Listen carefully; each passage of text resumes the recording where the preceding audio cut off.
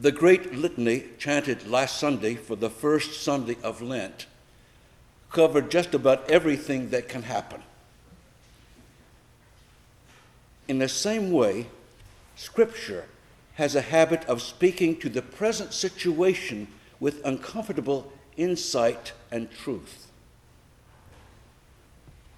As a firm believer in the separation of church and state, I am still obligated as a priest to let Scriptures appointed for the day speak to challenges we face as Christian Americans, as our rector continues to do so effectively. Consider today's Hebrew Scripture. Not until divinity school did I learn that Abraham, Isaac, and Jacob were not, as Genesis depicts, fathers and sons, each man separated by hundreds of years. Facts deciphered by the languages used, each as different as the King James Version of 1611 and the Jerusalem Bible of 1966. So Abraham, Isaac, and Jacob were linked by theological covenants, not biology. Where is finding your roots when you need it? Today's story features Abraham, whose only heir at the time was a slave. But for a sacrifice of a turtle dove, young pigeon, a heifer female goat, and a ram, his descendants would inherit land from Egypt to the Euphrates. Today, that would include parts of Egypt, Israel, West Bank, Gaza, Saudi Arabia, Iraq, Syria, and Turkey. I mean, what a deal.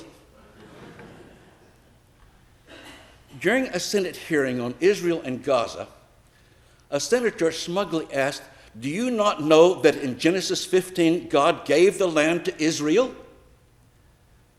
So, in the mentality of the Middle Bronze Age around 4000 BC, God gave all that property to Abraham, and in 2025 AD, we're supposed to believe that?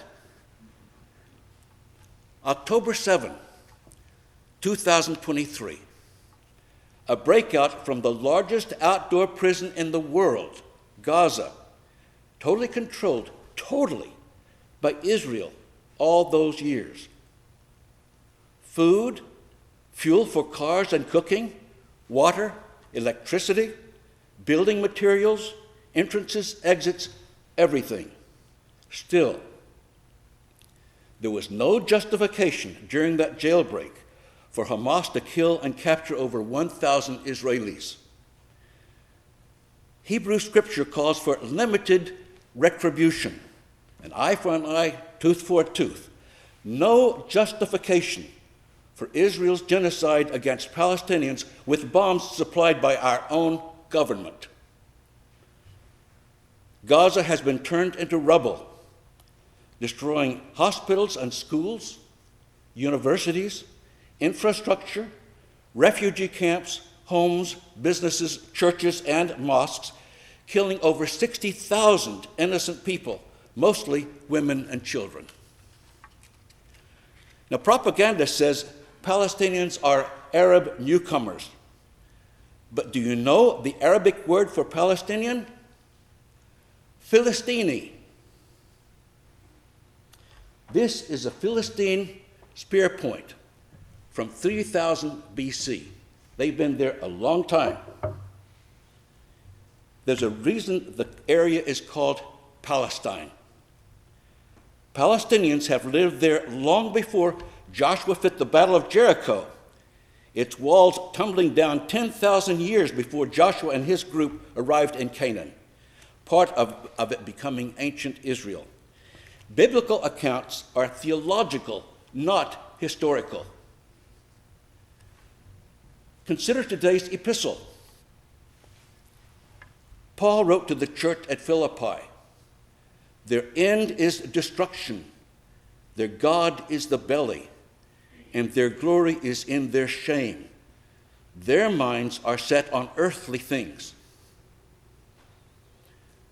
Many of our politicians seem full of earthly things like money, power, and control. A scary time. Our citizenship is in heaven, Paul says, which does not mean our heads are to be in the clouds, but taking action in real life. I think key for us are Jesus' words in Matthew 25. The king will say to those on his right hand, "Come, you whom my Father has blessed, take for your heritage the kingdom prepared for you since the foundation of the world. For I was hungry, and you gave me food. I was thirsty, and you gave me drink. I was a stranger, and you made me welcome.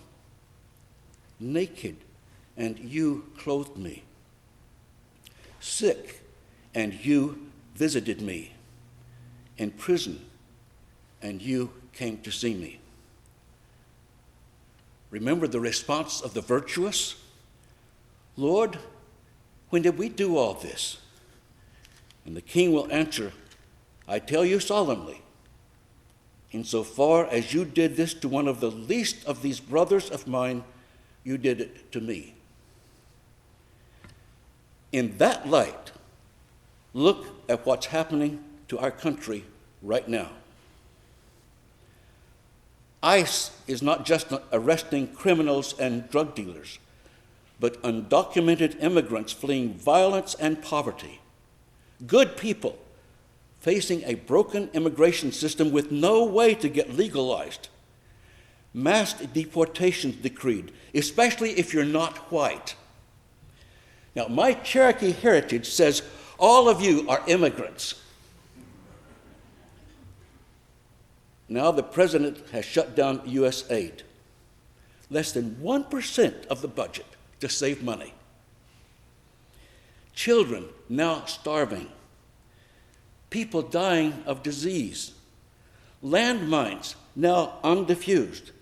And now has stopped aid to Ukraine as Russia continues its attack. Our federal workers are fired without cause except made-up ones. Diversity, equity, and inclusion programs involve full protection for all qualified people, having nothing to do with ability, with blatant bigotry is all. Ash Wednesday, we heard words from Isaiah 58. "Is not this the fast that I choose?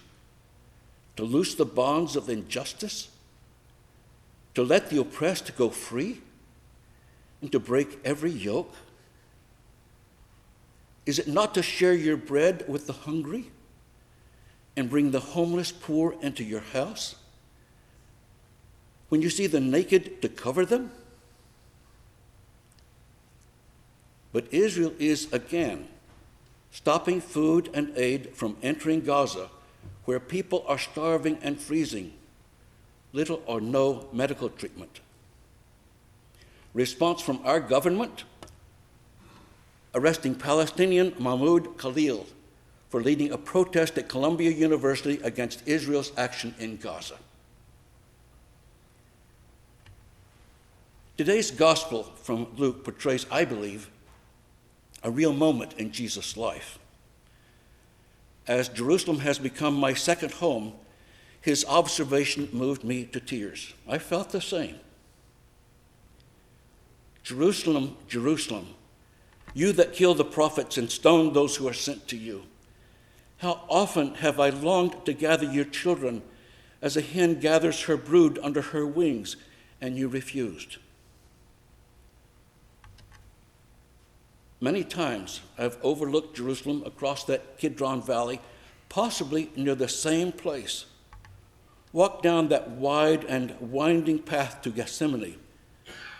And I want to tell you, preaching this last night, I had a little twinge of Jesus' thought there. Father, do I really have to do this? I felt his pain. See it in the eyes of Israelis and Palestinians working for reconciliation and peace.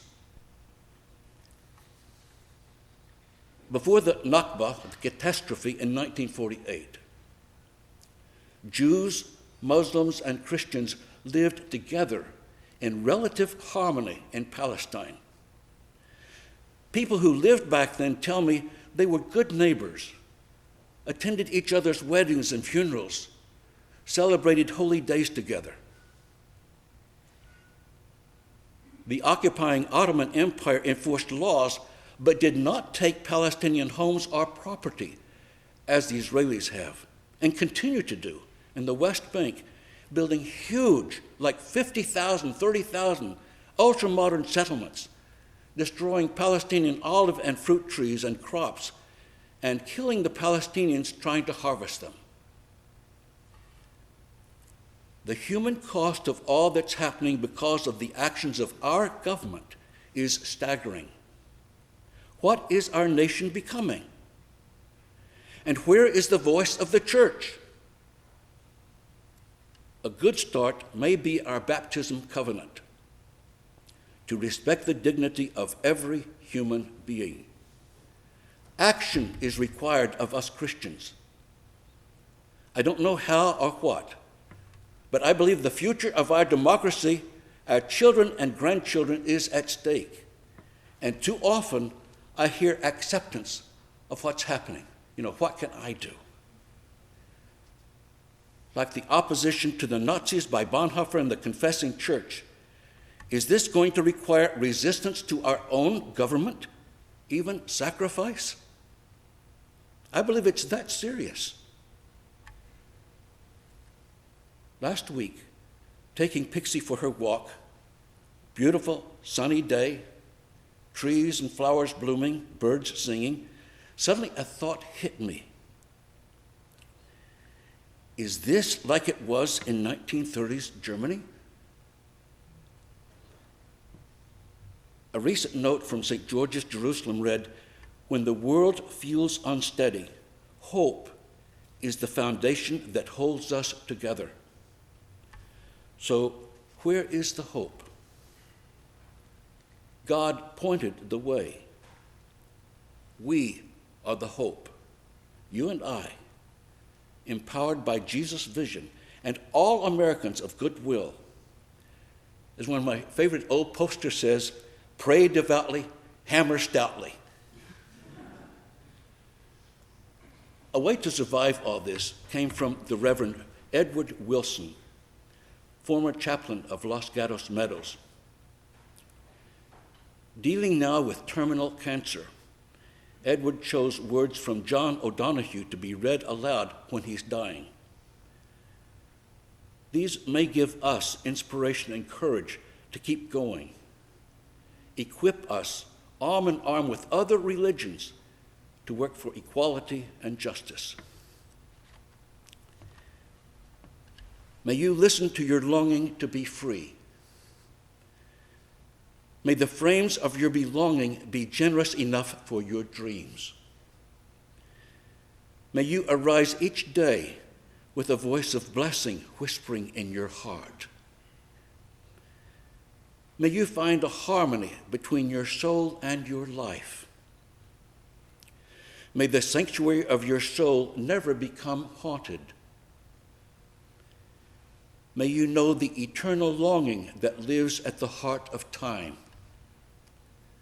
May there be kindness in your gaze when you look within. May you never place walls between the light and yourself. May you allow the wild beauty of the invisible world to gather you, mind you, and embrace you in belonging. I hope today's scriptures can give you a lens to view the present situation, both its challenge and its hope. And remember to read again Psalm 27. In the words of O'Donohue, may it feed your energy, integrity, and best self, your actions always reflecting your values. In other words, be a Christian, fearlessly following Jesus. And no matter what happens, trusting his words. Insofar as you did this to one of the least of these brothers and sisters of mine, you did it to me.